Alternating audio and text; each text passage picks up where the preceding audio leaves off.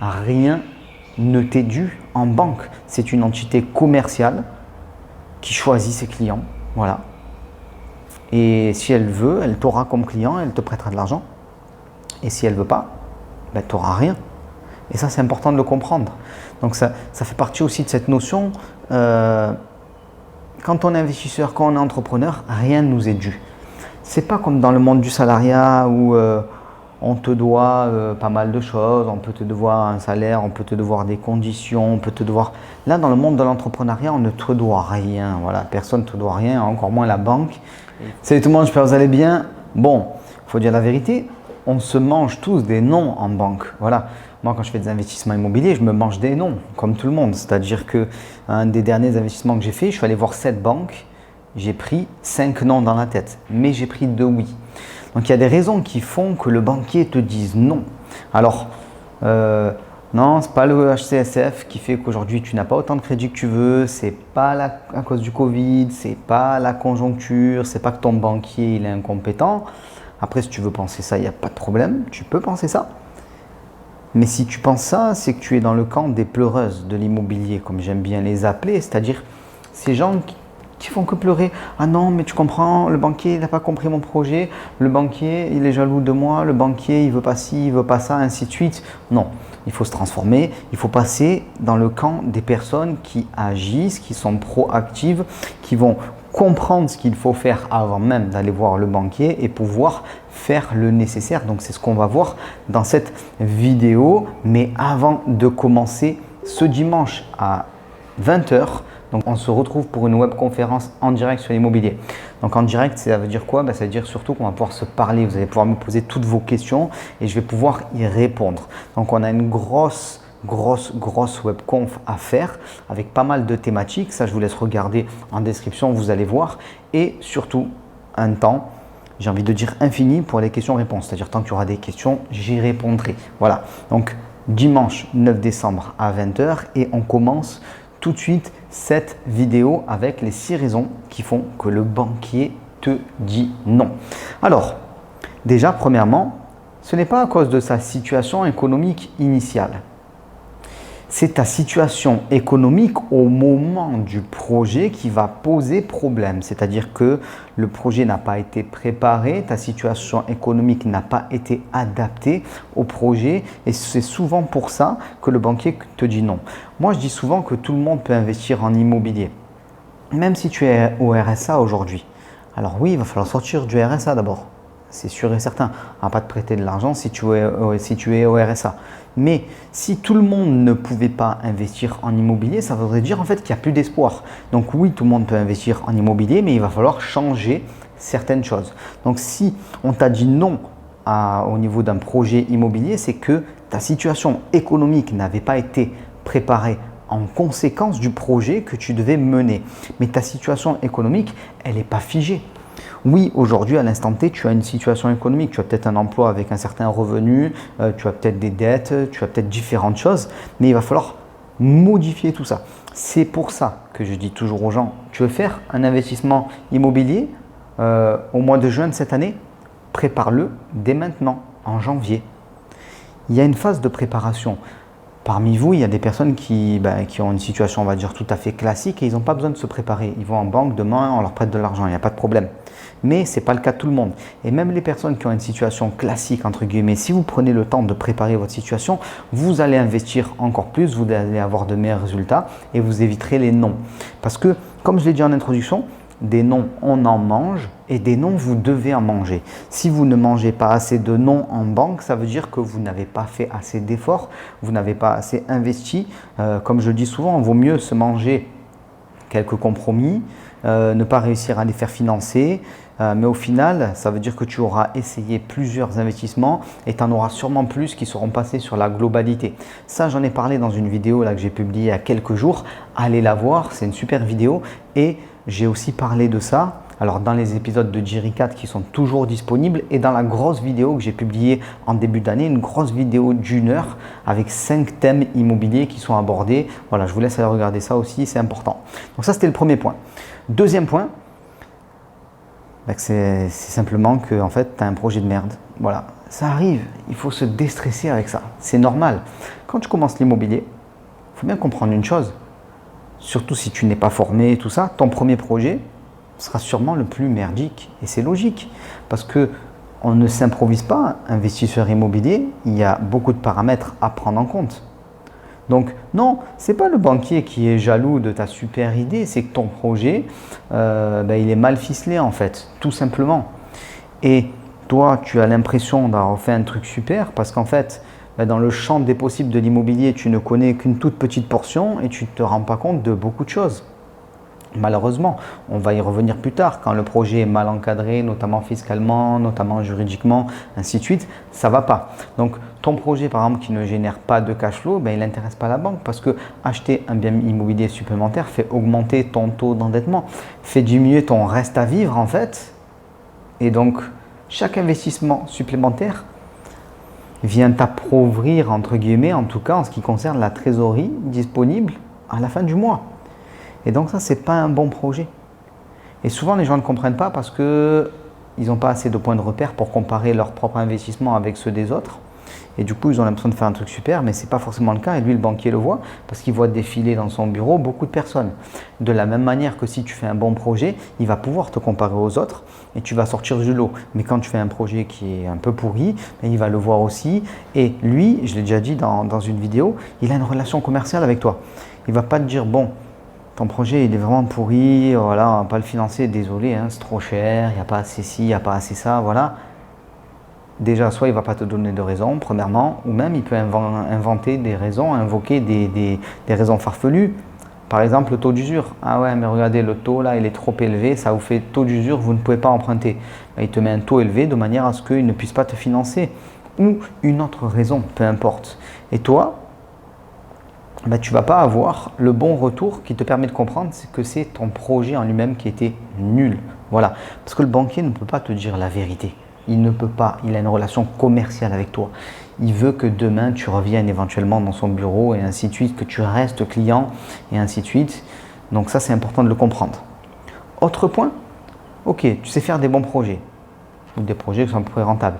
Mais il faut savoir les expliquer. Quand je parle d'un banquier qui dit non, ça peut être sur plein de choses. Par exemple, tu veux renégocier un crédit, tu veux faire racheter un crédit, mais mis à part dire ça va me faire un peu des économies, tu ne sais pas expliquer correctement ton projet pour expliquer pourquoi il est intéressant pour toi, mais pourquoi il serait aussi intéressant pour la banque, quelles vont être les contreparties derrière, et ainsi de suite. Donc, un projet, ça s'explique et on met des choses dans la balance pour que le banquier soit incité à te prêter de l'argent. Il faut bien comprendre une chose, lui, des personnes qui veulent du crédit, il en a des tonnes, donc déjà c'est une première chose à comprendre. Et pourquoi il participerait à ton enrichissement sans que lui il s'enrichisse?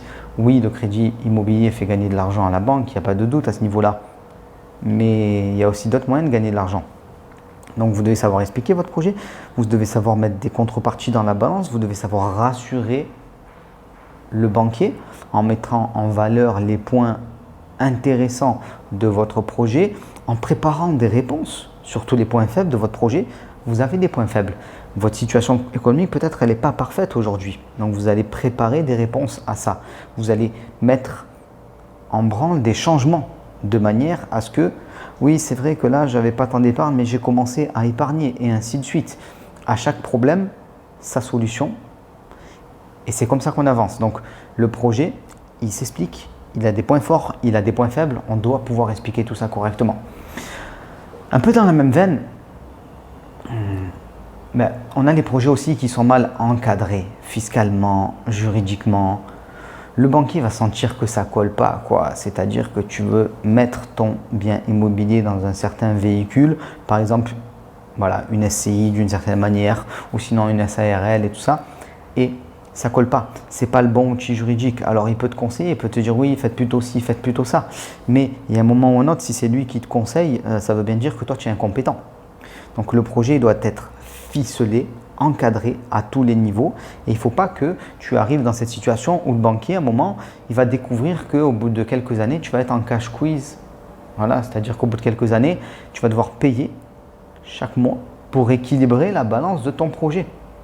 Si c'est lui qui découvre ça, et que tu n'as rien à lui dire à ce moment-là, ça risque de bloquer. Très important de le savoir.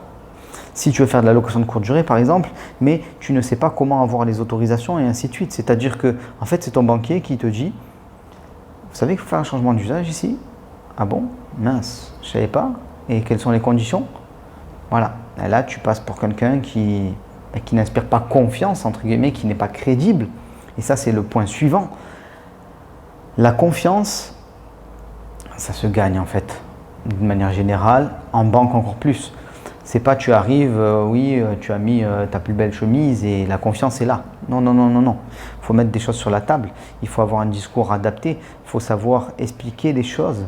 Il faut qu'il y ait vraiment cette confiance. Pourquoi? Parce que le banquier, il va prêter à un individu.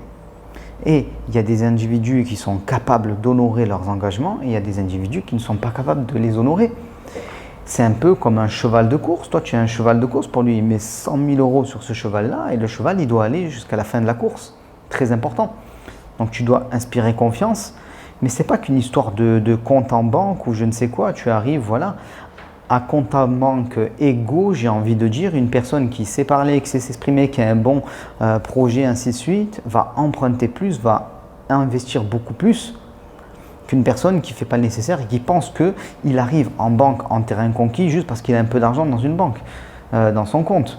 Il y a un moment ou un autre, d'autres personnes ont de l'argent sur un compte et rien ne t'est dû en banque. C'est une entité commerciale qui choisit ses clients. Voilà. Et si elle veut, elle t'aura comme client, elle te prêtera de l'argent. Et si elle ne veut pas, ben, tu n'auras rien. Et ça, c'est important de le comprendre. Donc ça fait partie aussi de cette notion, quand on est investisseur, quand on est entrepreneur, rien ne nous est dû. Ce n'est pas comme dans le monde du salariat où on te doit pas mal de choses, on peut te devoir un salaire, on peut te devoir des conditions, on peut te devoir… Là, dans le monde de l'entrepreneuriat, on ne te doit rien. Voilà, personne ne te doit rien, encore moins la banque. Et il faut savoir ça. Et du coup, savoir inspirer la confiance. Parce que c'est la confiance qui permet de générer les échanges. C'est-à-dire que si on a confiance en toi, on te prête de l'argent parce qu'on sait que ça va revenir. Si on n'a pas confiance en toi, ben ça, pas d'argent, pas de crédit. Voilà, tout simplement. Autre point. Si on te dit non, c'est peut-être que tu n'es pas dans la bonne banque, la bonne agence. Il n'y a pas les bonnes personnes aux engagements de ta banque.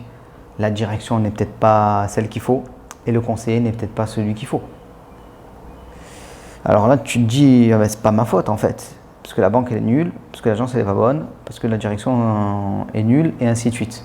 Non, c'est toi qui ne connais pas les bonnes banques, qui ne connais pas les bonnes personnes, qui ne sais pas, et c'est très important, poser les bonnes questions pour pouvoir jauger le niveau de ton conseiller. Voilà. Évidemment, tous les conseillers n'ont pas le même niveau de compétence.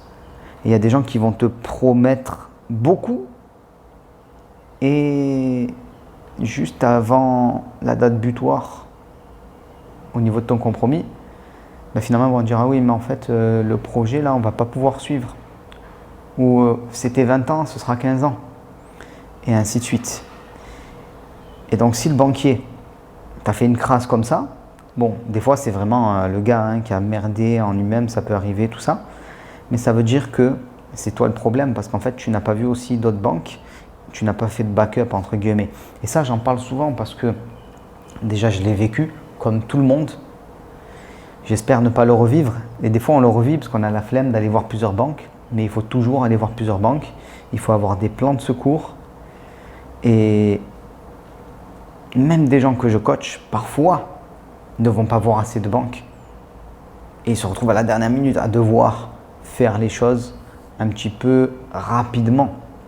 Donc ça, c'est vraiment une histoire de flemme et un peu de confiance. C'est-à-dire qu'il y a un banquier qui dit non, t'inquiète pas, c'est bon, je te prête l'argent à tel taux, telle durée, ainsi de suite, vas-y, signe ici, quoi. En tout cas, ne va pas voir d'autres banques, ainsi de suite, et après il te plante.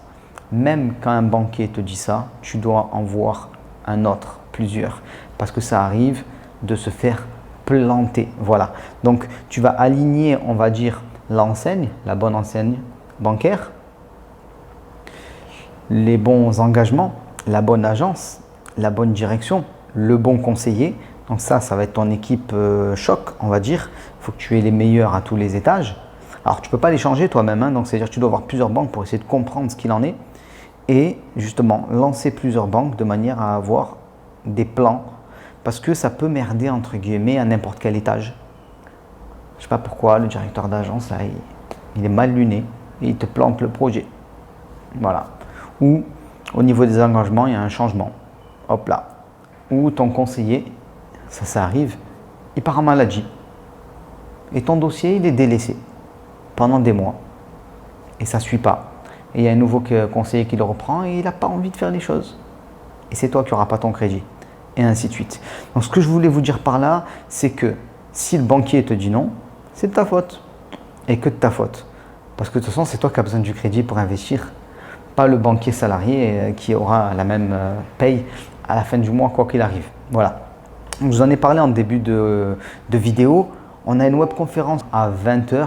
La loupez pas. C'est le moment de se poser des questions, d'interagir.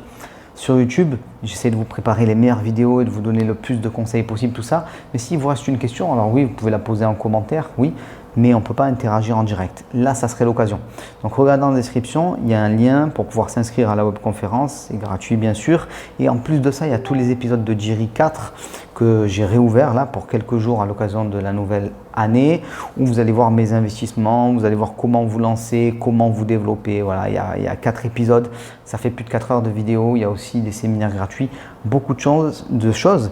Et c'est vraiment du contenu pur et dur. Voilà. Donc, je vous laisse regarder dans la description et on se dit à très vite. Ciao tout le monde!